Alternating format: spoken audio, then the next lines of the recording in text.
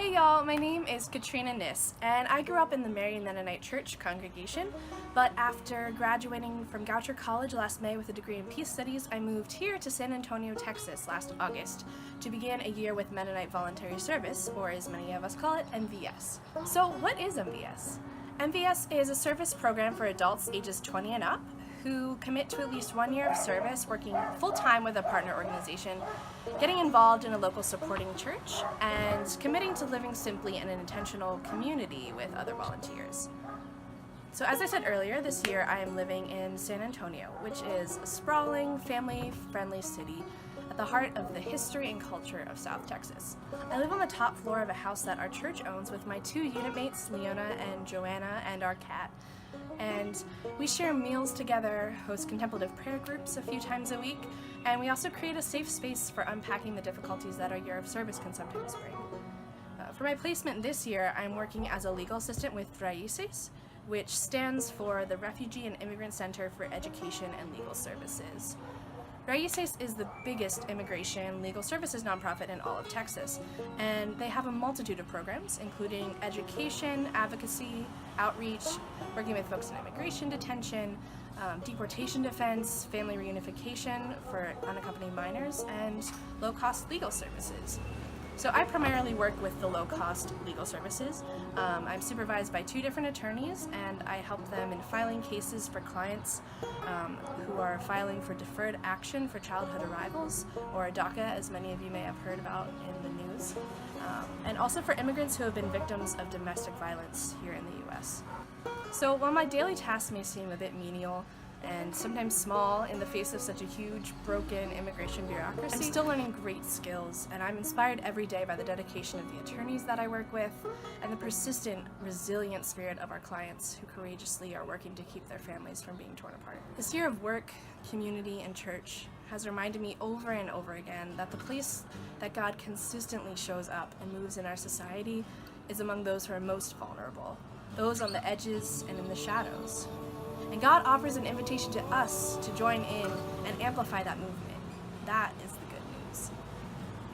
In December of 2016, San Antonio Mennonite Church made headlines when, over the course of a few weeks, hundreds of refugees, women and children, were released from a detention center in South Texas and were in need of emergency shelter. And our church opened our doors and let them stay there and spend the night and have the shelter and food that they needed.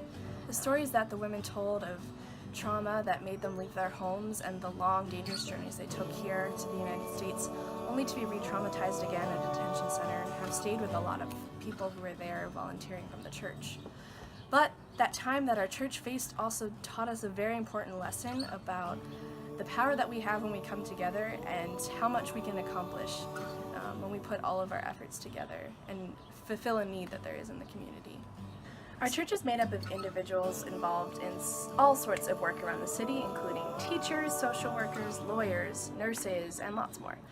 And we are in a deep time of discernment right now about what our mission is going to be as a church.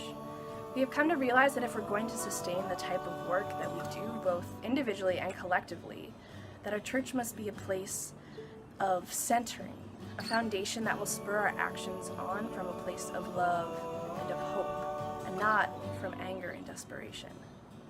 We have also been called towards generous stewardship of our resources. Our church building is part of the historic King William Conservation Association that is in serious need of a renovation. We are embarking on a fundraising project to update our facilities so that we can continue to use it as a space for all of the community. We currently provide space for the Peace Initiative, which provides support, classes, and resources for victims as well as perpetrators of domestic violence. The Center for Action and Reflection provides a safe space for renewal for community workers. The Migrant Project uses our space as a meeting place to host trainings and client meetings for those in immigration detention who are petitioning for asylum. And we host the classes for the Conjunto Heritage Taller, music classes for traditional Mexican polka. We are also in a period of discernment about opening our building as a place of sanctuary for immigrant families escaping deportation. We see God at work in our little church through our call to radically, substantively welcome everyone, and to provide a foundation of hope and love in an ugly world. We're not going out to save people, but we're evaluating what our strengths are as a community, and we're finding where those skills can meet the needs of the world. So what is God already doing in your community? I challenge each of you to take a step back, to open and ground your hearts in love, and to ask what God is calling you and your family and your church to share. As you spread this light of hope, may you be challenged and transformed by the journey. My love and blessings to you all. I want to leave you with this prayer that we often end our services with. May God give you grace to never sell yourself short. Grace to risk something big for something good. Grace to remember that the world is too dangerous for anything but the truth and too small for anything but love.